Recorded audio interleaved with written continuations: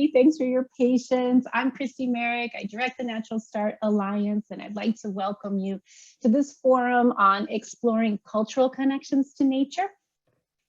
These forums are a way for us to connect as a community and to explore questions and ideas together. And we know that honoring and responding to families' cultural connections to nature is something that we're all thinking about in this community. Each of us has our own unique connection to nature. It's informed by all kinds of things, where we grew up, what kinds of nature is near us, so many other factors, and the cultures that we grew up in, and also play a role in how we think about nature and how we like to enjoy it or how we don't enjoy it sometimes. Acknowledging that culture does matter, learning about children's cultures and language, and representing and responding to their cultural influences help us create more welcoming, inclusive spaces for children and families. And that's why this is something that we're all thinking about. So we worked with Free Forest School to think about how we could explore this idea. And we thought that an angle that would be interesting would be to explore different cultural connections to nature in just one community, because in the end, we all live and work in communities. So we invited 3 women with different cultural backgrounds from the Minneapolis area to share their perspectives and to ask for their advice on how we can honor cultural connections to nature in programs. Just to be clear, they just are offering a tiny window into the cultural diversity of their community. In Minnesota, over 100 languages are spoken in people's homes. So we're just taking a little snapshot tonight, just for to be clear. So if you have comments or questions as they're speaking and sharing their stories, please feel free to use the chat. We have too many people in the room really to unmute and use audio. So the chat's the best way to communicate. We can ask any of your questions or share any comments in between as they're speaking. And then if we have time at the end, we can also do that then. So I'm going to just give you really quickly a quick introduction to each of our speakers. And as they share, they'll tell you a lot more about their backgrounds. But first, we thought that it'd be really helpful to hear from a parent. So we reached out to Thanidra Roots. Thanidra is a mom of 4 boys. She grew up camping and has had a love for the outdoors since she was young, and now she's getting to experience it all over again as a mother to 4 young children. And Maria Jose Villavicencio Moreno is someone that we reached out to because we thought it would also be helpful to hear from teachers about their own personal experiences and also how they respond to culture in their classrooms as nature-based educators. We read about Maria in the paper. We read about her incredible methods that she's using in outdoor learning. And we thought it'd be great to connect with her. So we were really happy that this opportunity came up. Maria was born in Ecuador and she immigrated to Minnesota when she was 13 years old. She's been an elementary school teacher for 23 years and she's a huge advocate for outdoor learning. So we're really happy to have you here, Maria. And Ana Marise is a Natural Start member who we were really excited to see recently opened a Spanish immersion nature preschool, Amigos del Bosque, outside of Minneapolis. Ana was a special ed teacher in Costa Rica and moved to Minnesota 6 years ago. She quickly fell into the nature-based learning community, and she's now the founder and director of her own nature preschool. So big congratulations to you, Ana, for that, and thank you for being here. So with that, I'm going to stop sharing my screen. I'm going to turn it over to Thanidra. Thank you so much, all 3 of you, for being here.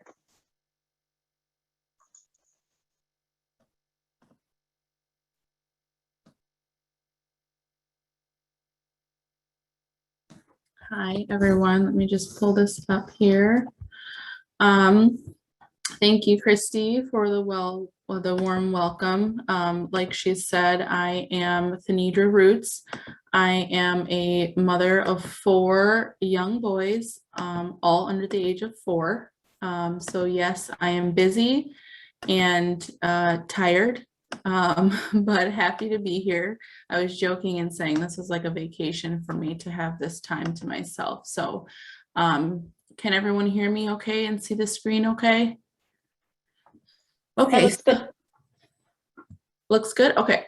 So yeah, I'm Thanidra. I am a wife, a mother, a licensed alcohol and drug counselor, and I am a lover of all things nature and outdoors. And we talk a lot in our home about adventures. And so when I was young, I was adopted at the age of 11, and that was kind of a transformational part of my life because I was adopted at the age of 11. And you can imagine growing up in one environment for 11 years and then completely switching. And so I'm a transracial adoptee, which means that I was adopted into a family that has doesn't share the same racial identities as me. So I grew up with white parents, white adoptive siblings. And so that's kind of when I started getting immersed into camping. And I think that's when, I started noticing that, I really loved camping. It was a lot of fun, but that's when it was like, I don't see a lot of people that look like me that share similar identities as I do in this, in this campground, at this campsite, on these road trips in these rural areas. And so it was hard. It didn't stop me from, my love of wanting to do it and begging, can we go camping? We grew up with a crusty old RV, but I always loved sleeping in the tent because I love the idea of sleeping outside. But it definitely was something that kind of stuck with me. And as I grew up and, traveled more and, would go hiking and into the different states, it's something that I continued to notice was, me being one of the only, if not the only, person of color in a lot of these experiences. And so when I started having kids, I knew that I didn't want them to have that same experience. And I knew that I wanted to get them immersed into, all things adventures, outdoors, natures, soon and immediately. And you'll see in this middle picture, this was last year of us camping. We went on a very long hike. We had no idea that hiking to the waterfall was going to be so long, and my twins there hiked the entire way, and I had the baby on my back. And I have been very intentional about looking at the places that we go camping and looking at the areas that we will be in, different states, like, oh, is this an area that's pretty rural and lacks a lot of diversity? Is this going to be a place that's welcoming or feels safe for our family? And so as much as nature is free and it's open and it's inviting, and the access to it isn't always as easy as just going to find a nature park or going to camping. When you're thinking about how are my identities going to impact my experience during this time. The picture there on the right with my twins sitting there, that was also at the end of our camping trip. We had found this beautiful state park in Wisconsin, and they just swam until they could barely walk to the car. To the left, my twins are now in a nature preschool. They spent the last year in a Montessori school that wasn't really a Montessori school. There was definitely a lot of ways in which the culture and identities of the teachers impacted the way that they showed up for my children and the other children that I noticed. And so, it was kind of a time where, excuse me, I was like, okay, we need to change environments. And they've been at their new school for the last, 2.5 weeks. And it's just been amazing seeing how well they are doing and just how different their experience has been. The picture there on the left is my little Sylvie. We got backyard hens last year, and he is the most like me. He loves outdoors, and his love for animals runs deep, and he is not afraid of anything.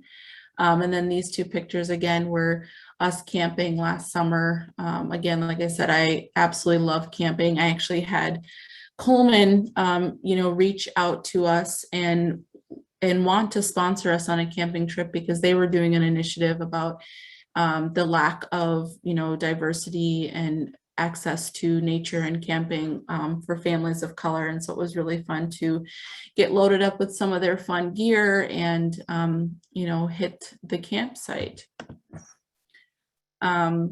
There's the 4 of them in the middle. My youngest is 8 weeks, the newest to our crew.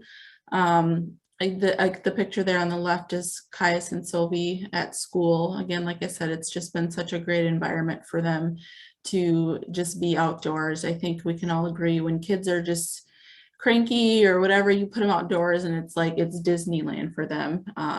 My kids are the ones that they can have all the toys in the world. When you put them outside, their imaginations go wild. And so as a parent, it's been really fun experiencing that through their eyes. And it's been really fun to fill that cup that was kind of empty for me for those 11 years and, just kind of redo a lot of those things with them. And so what I hope to do in the future is to continue to see my 2 youngest who aren't quite old enough to go to school yet in a nature type preschool, to continue to take my children camping, to continue to take them hiking. I haven't done so yet. I don't know if any of you are familiar, but there is a group called Outdoor Afro Minnesota, and it's BIPOC communities that are outdoors in nature doing hiking and biking and camping and all sorts of adventures outdoors. And so that's one of my goals here when life settles down a bit, is to get my family and my kids out and doing that with them too. And so I don't know if there's any specific questions you all have. That's just a little bit about me and just raising my children, a little bit about my experience and kind of where we're at now. So.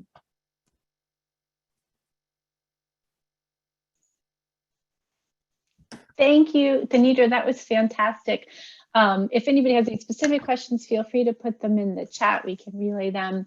I just personally was curious about, you mentioned that you made a switch from one school to another and you're feeling like the new school is better fit. I infer maybe more welcoming and more inclusive. I'm just curious about what specific, if without being too specific, what you were looking for and what you're finding that's better in your new setting. Yeah, well, my twins are 3, and the one thing that I really love about Montessori and some of the principles that I try to do at home is the autonomy that children can have, the kind of self-led behaviors, giving them the space and room to, if they want to get up because they're done reading this book and go to this activity, they can do that, and just kind of like this free learning. And believe it or not, they did a lot of worksheets.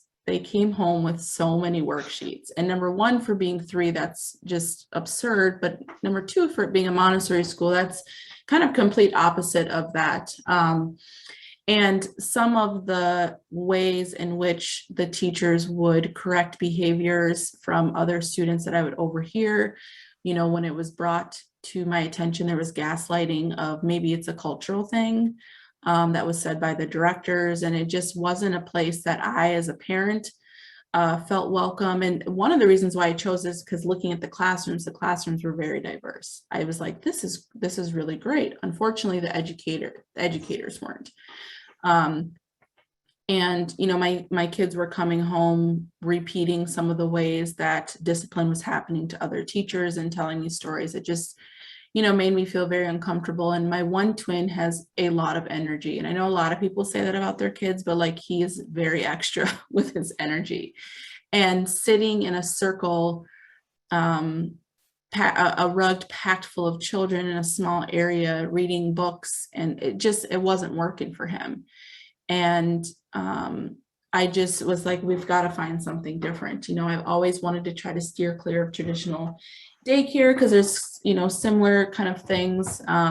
We had a nanny, but I know that, he needed more. And so when I found this school, I was just thrilled. And there was no crying at drop off. There was no separation anxiety. We had a lot of that, even though they had been there for a year, which I think says a lot.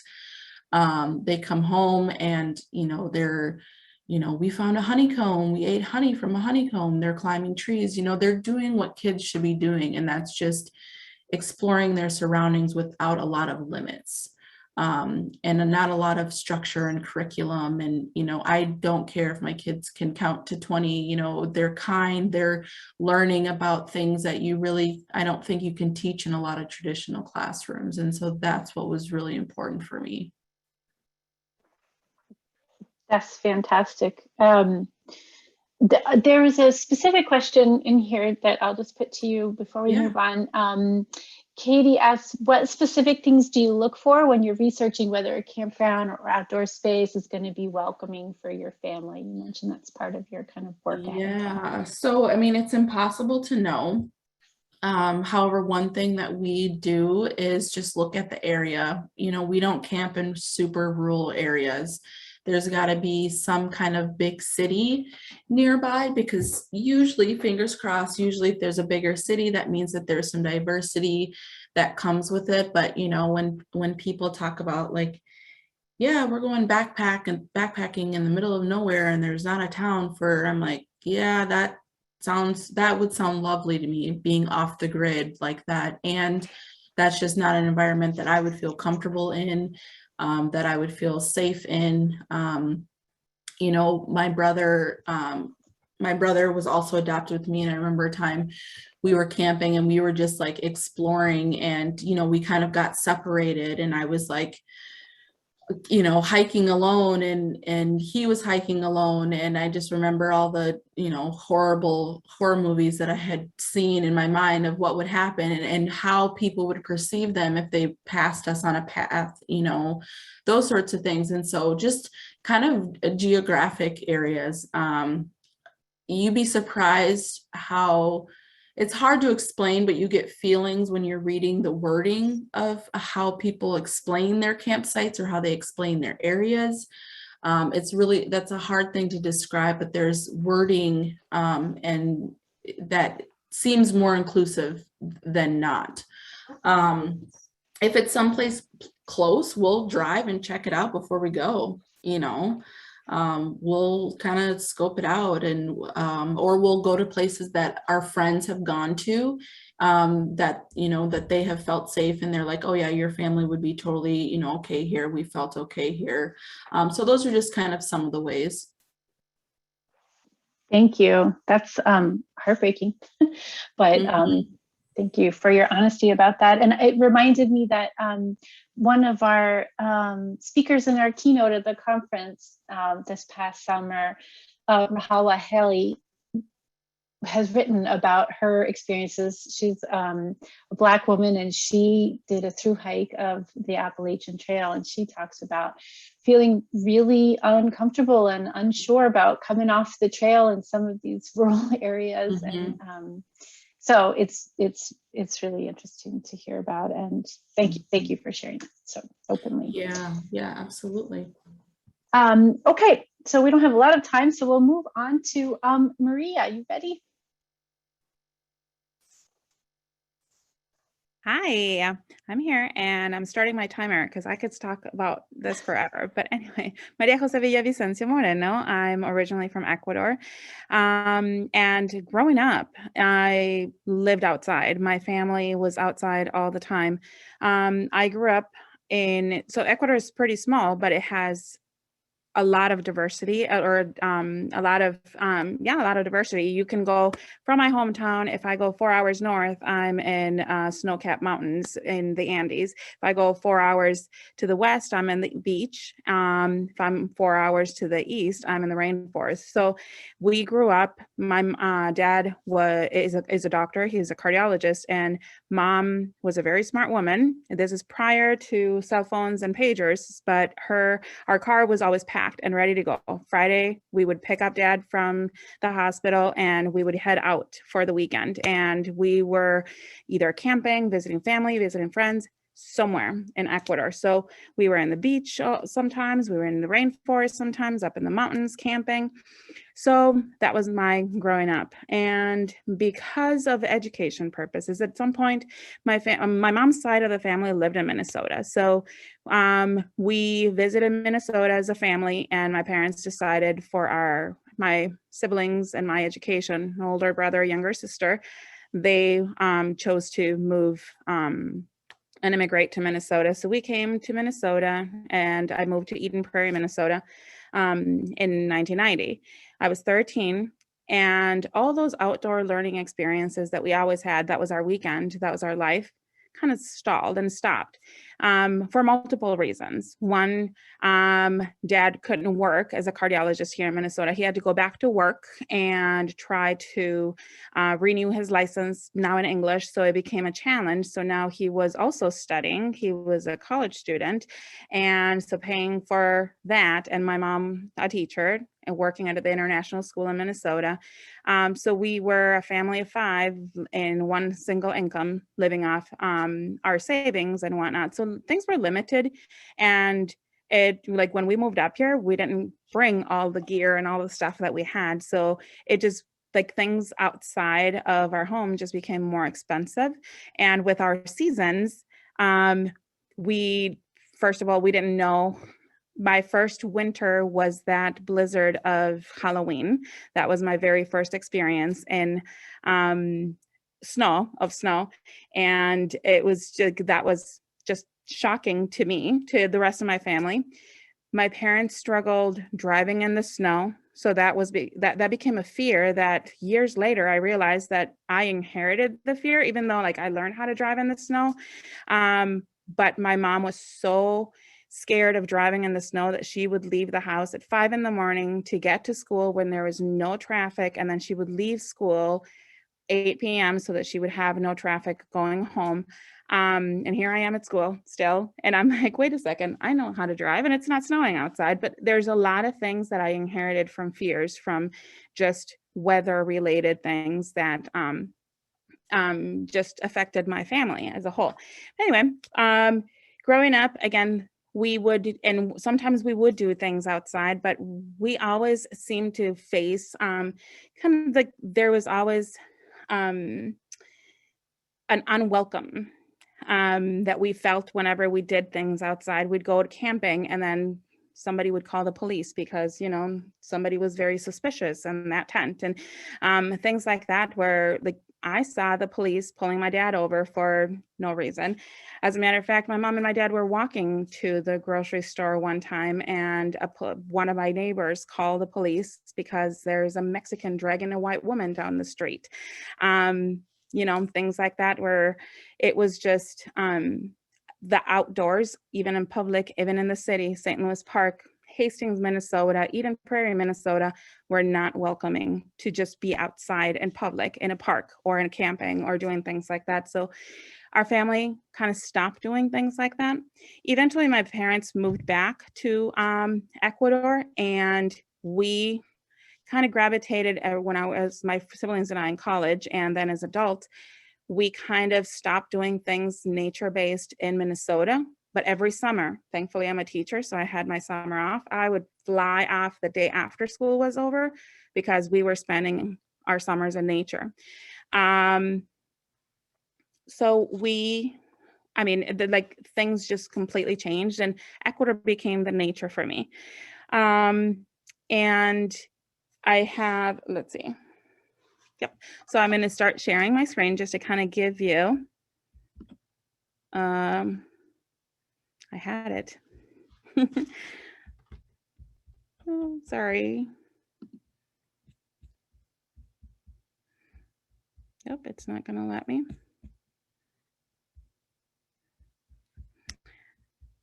It's not going to let me find it.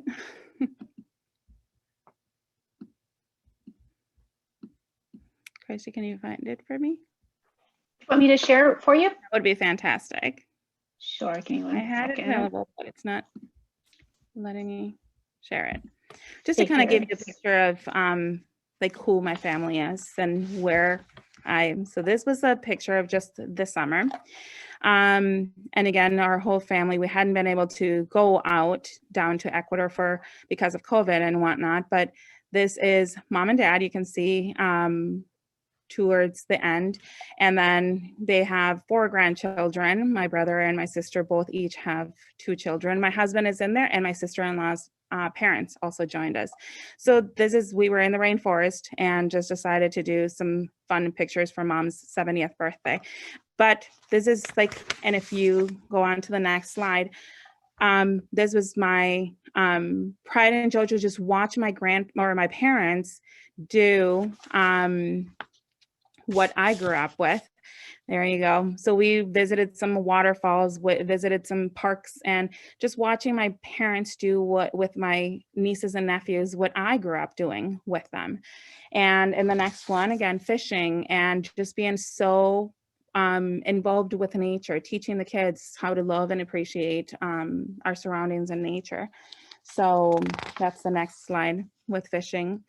And so as a teacher, because of all the experiences, I became an advocate for equity and for diversity in the classroom, and speaking out with our staff, and joining equity meetings and equity teams.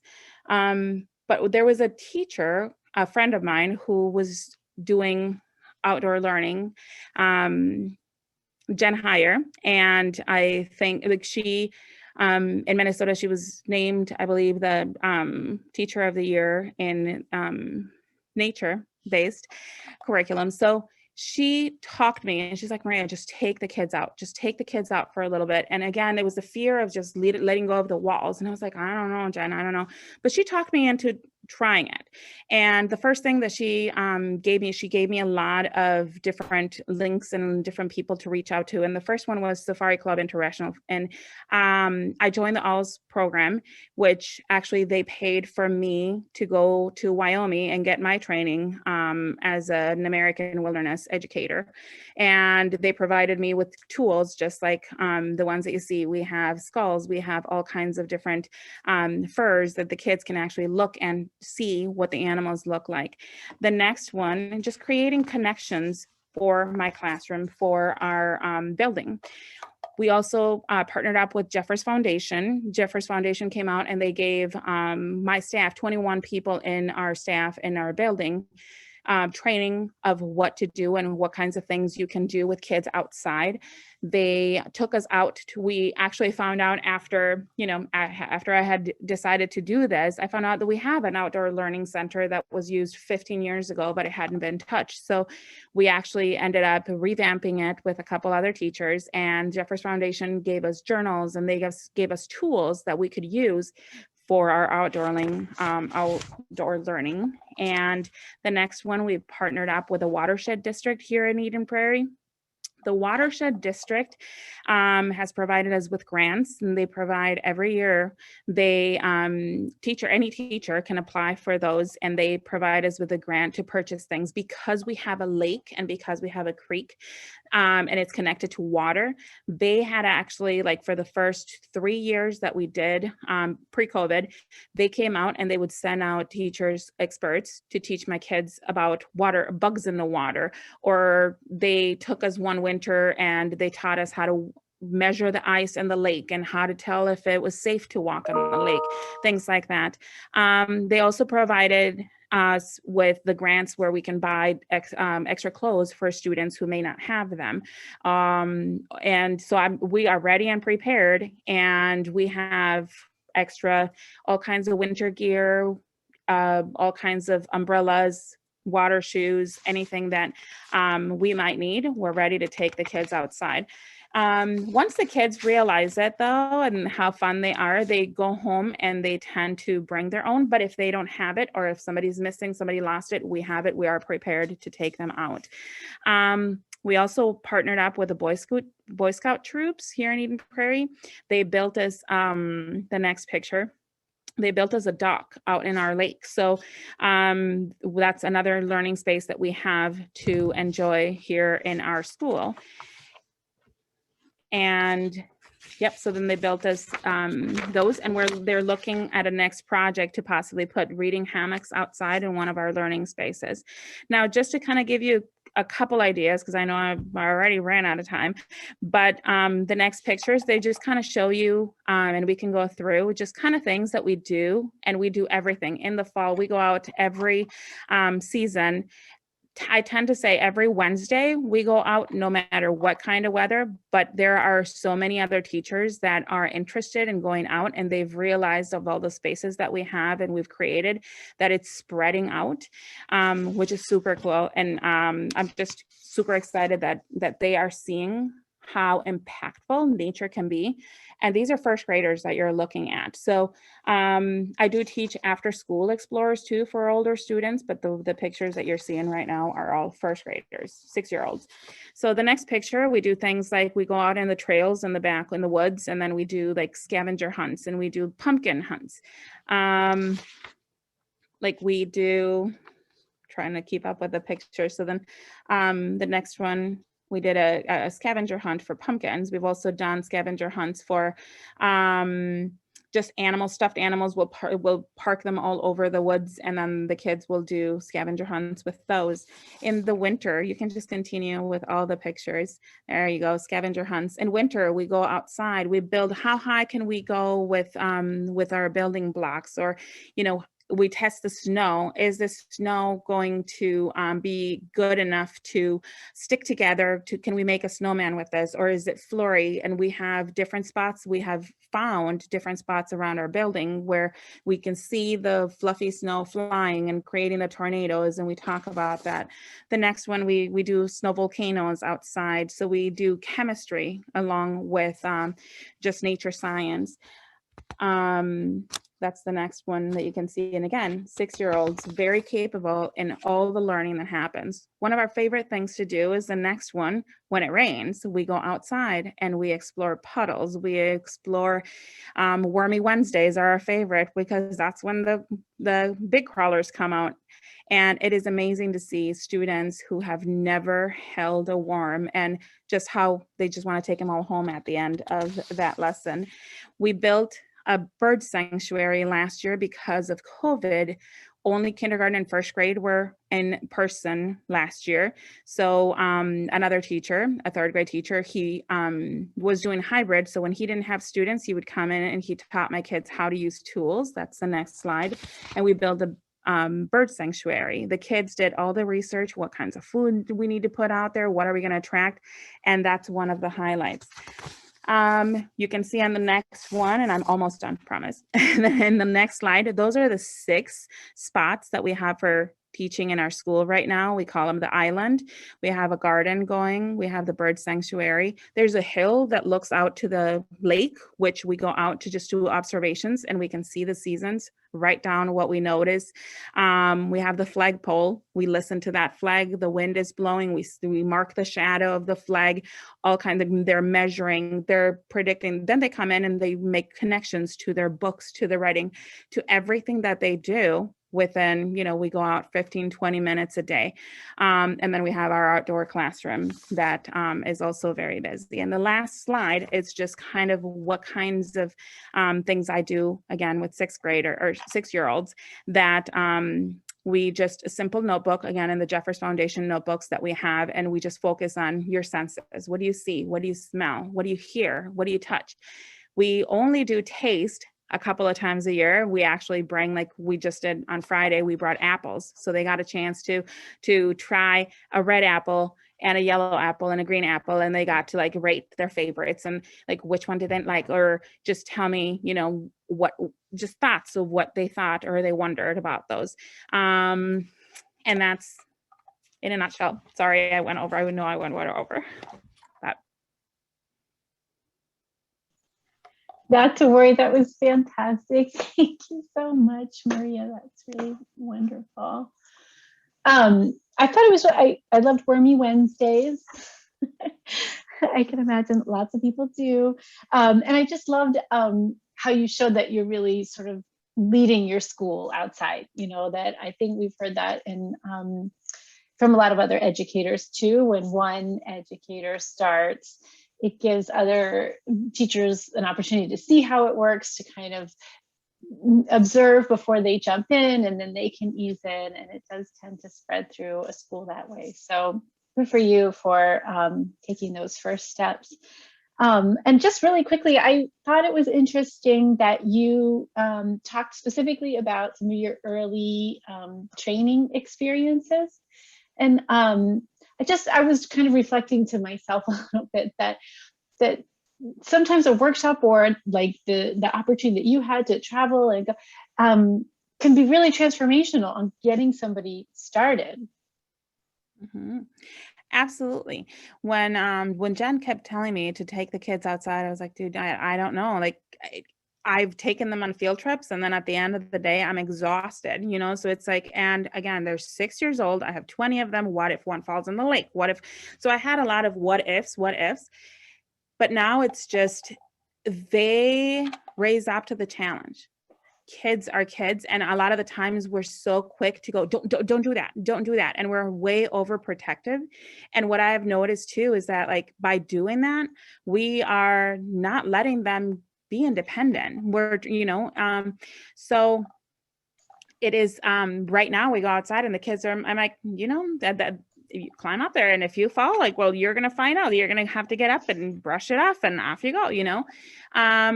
I have never had, this is my 5th year during Wilderness Wednesday. We have thankfully have never had any big, you know, problems. I know that Jen did have a kindergartner sit on Bee's Nest once, but again, the parents were, because it could have happened anywhere, right? A lot of the things, like those things could happen anywhere. Those freak accidents could happen anywhere.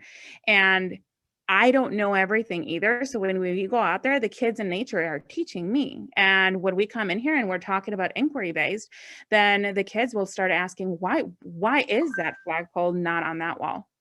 I don't know. Let's look it up. I don't know. I don't have to have all the answers. They guide their learning. And a lot of the times I'm learning right along with them. So fantastic. Well, I wish we could hear more about it, and I want to come visit and see all of those spaces, but on we go. Okay, so now it's time to hear from Anna. Thank you so much, Maria. absolutely. I was unmuting myself. Maria, thank you for sharing. That's so inspiring, and just made me think that we are in the right path and we are doing what we're supposed to be doing. Can you share the presentation? I'm gonna jump right away with my childhood memories and growing up in Costa Rica. Well, my name is Ana Morice. I grew up in Costa Rica and lived there until I was in my early 30s. So this is, I am the youngest of 5 siblings, which it meant we never had enough money, or my parents never had enough money to go in big and fancy trips abroad, or even in Costa Rica. We lived in the city in what we call a barrio, which is basically a neighborhood, but very close to main streets.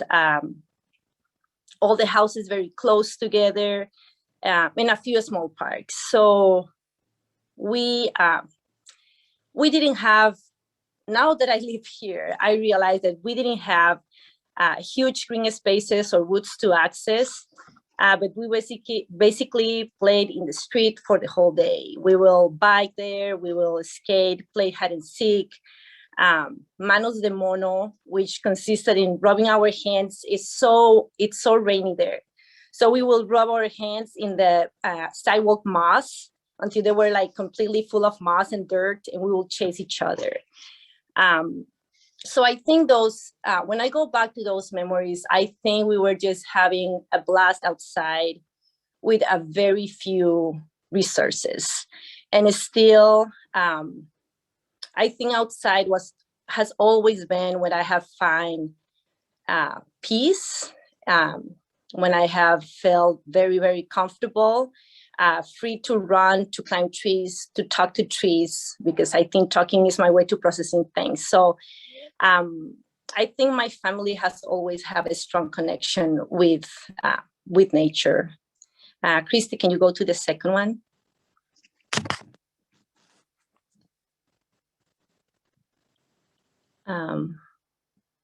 It's coming slow.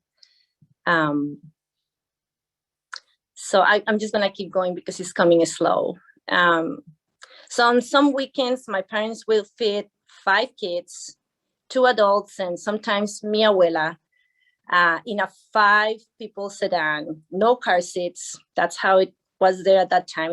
We're talking about the 80s. And we will drive, they will always drive us to a river, to a potrero, which is like a prairie, but full of cows, and or to the only metropolitan park, right in the middle of the city. And there we will roll down the hill, slide down the hill, and we'll get cardboard and put soap on the cardboard and just roll down. So we just learned to have fun with whatever we had. And usually the best moments were outside. Here in the right are my wonderful parents.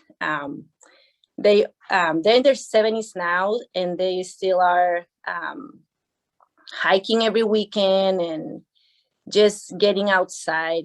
In the middle is my son, my older son, which is now 7, but he was probably about 5 at that moment. And he's my dad. He was 75 by then, and they're hiking in the Superior Hiking Trail.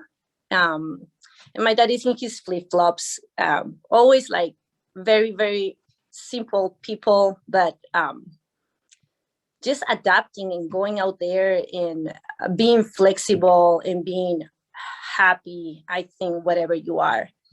And on the left is part of my family. I have 5 siblings, and all of them have about 2 kids. So we have a big family, but we are just enjoying some time in the beach in Costa Rica. We try to go back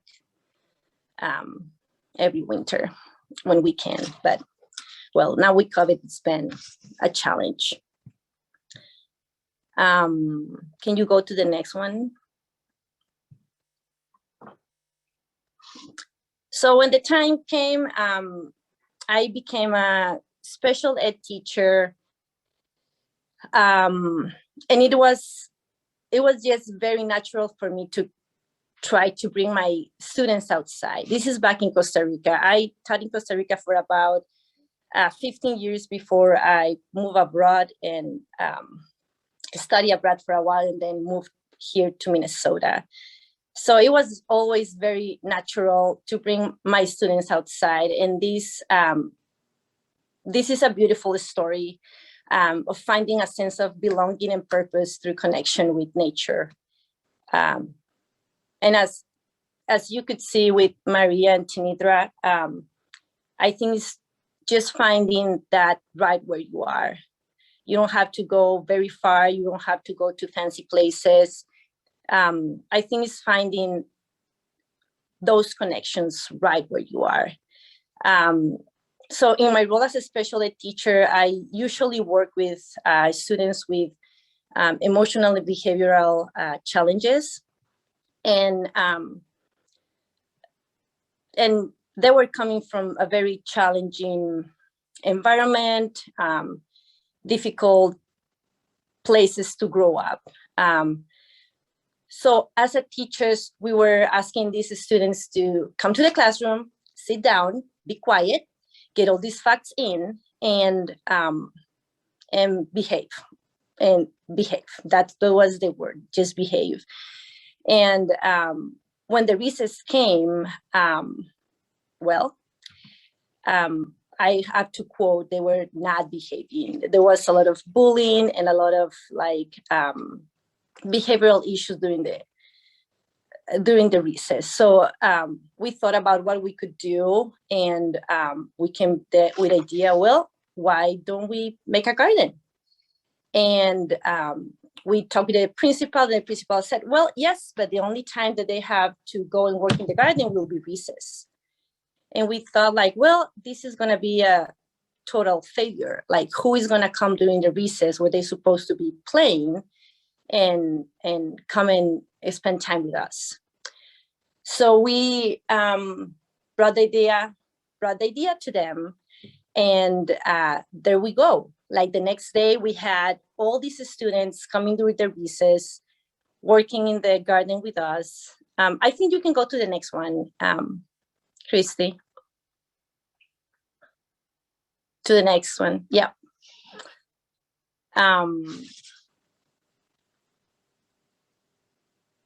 Yeah.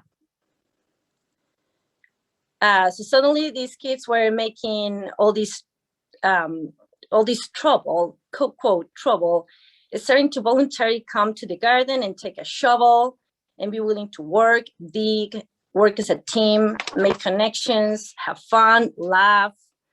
And they just needed a what and a why.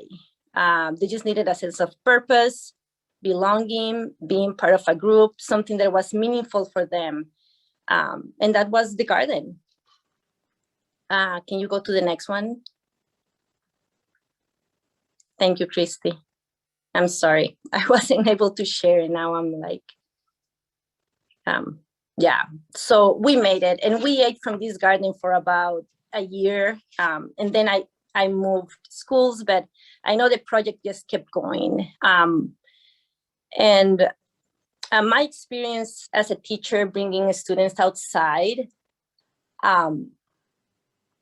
is that literally we're out of the walls, but also all the walls, internal walls, just come down. Like these students that were lost in the recess because they didn't know how to play, they didn't know how to interact. If you give them a why and a what to do and why, in a sense of purpose, these internal walls just fall, and you can see souls, you can see their hearts. We can go to the next one. I also co-lead with one of my best friends in Costa Rica, adventure outdoor camps. We did this for about 2 years. And as you can see, anything is fancy there. Like we didn't have like fancy outdoor gear.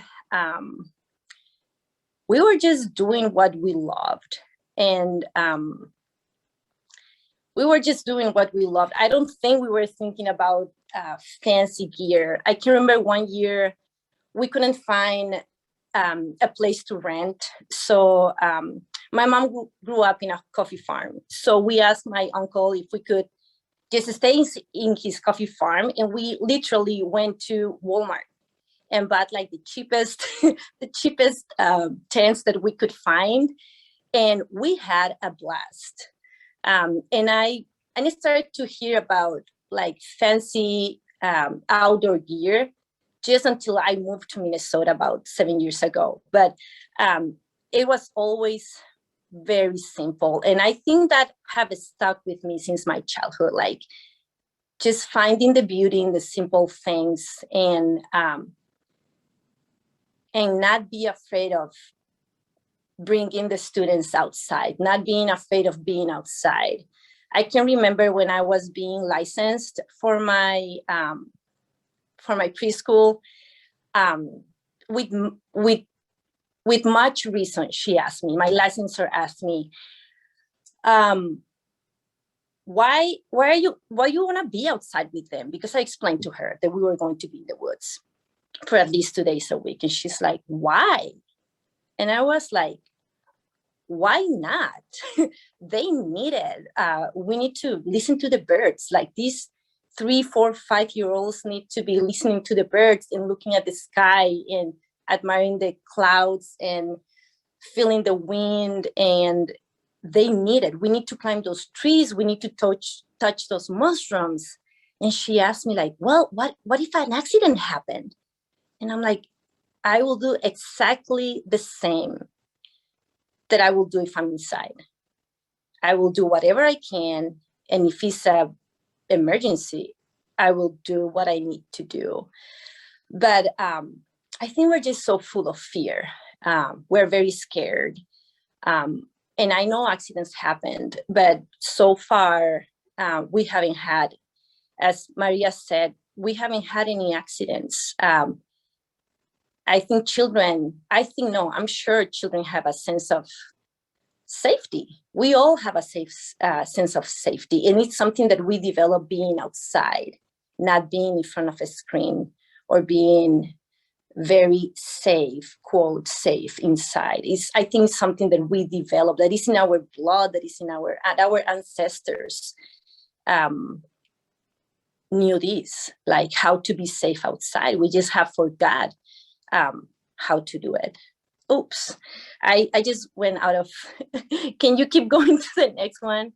Yeah, we work with, also in Costa Rica, back in Costa Rica, you can keep going, Christy. I just think I got very passionate and kept talking, but we also work with some, what in Costa Rica we call, or is called, high-risk communities. You can go back one. I just want to talk about this one picture. We were working with what in Costa Rica we call high-risk communities, which is, well, communities with multiple challenges. So our mission was basically walk these kids a few miles because they don't have access to green spaces. They don't have access to play areas. They were basically playing in the tiny street that they have in front of their house. So we will walk them every weekend or take them in the bus to a few miles to access these parks and just play with them and just have fun and run. And there were no differences between me and them, or there were no, all the social division was gone because we all were breathing the same air, getting the same sunshine, having the same laughs, because nature is and should be for everyone. Can we go to the next one? I know we're running out of time. I'm sorry. I just get super excited. Okay, and then I'm gonna go really fast through these. I moved to Minnesota, and it was really a journey to find my identity here in my path. I never, even though I lived abroad before, I never felt foreign to a place.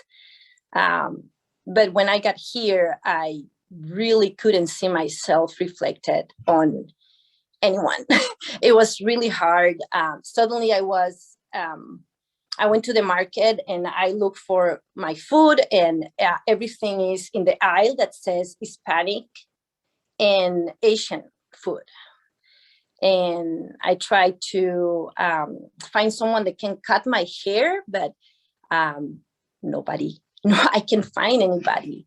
And just the small things that when I came here, I started to feel very upset, but I didn't know why until I went to a training on diversity. And I was like, yeah, this is why I feel, feel completely foreigner, because I can see myself reflected on anyone. It was just a journey, but I'm finding it, and I'm feeling pretty happy so far. Well, okay. Yeah, I also revealed my professional role. I started working for a school in the West Metro area, and it was very shocking for me. All the standardized education, the competition. I can remember the reading levels.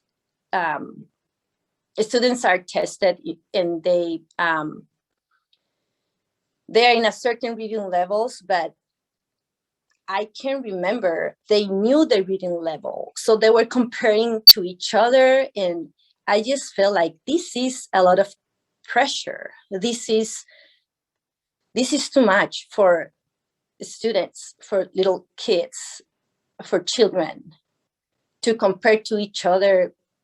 We should be asking, are you enjoying this reading? Are you liking what you are reading? Are you understanding? Do you have any connections with this that you can relate to? Instead of, which is my number, which is my reading level. So that was shocking for me. I wasn't used to that. I also had a small baby, and I was pregnant with my second one. And that's when I decided to step back from the elementary school. I could keep going and make a change, but I don't think that was my path. Can we keep going with them? Yeah, I just keep going. Okay, this is my family.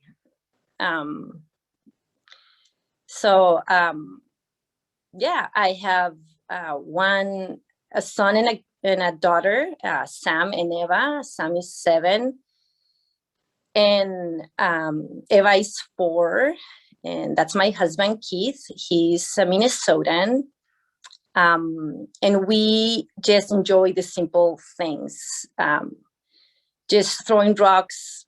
And this is very close to my house. We are very, very blessed and lucky to have just these spaces close to our house, and we just can walk there and enjoy nature in a very simple and plain way. You can jump to the next one, Christy.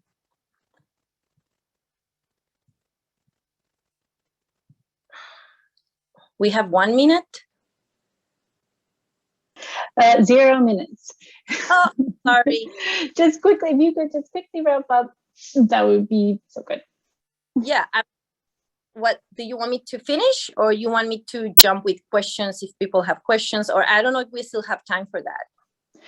Why don't we just finish your slides really quickly, and then we can follow up with anybody's questions. They can ask them offline. They can submit them, and we can follow up offline. Absolutely. Let's go to the next slide then. Well, those are my beautiful kids that I love very much. Let's go to the next one.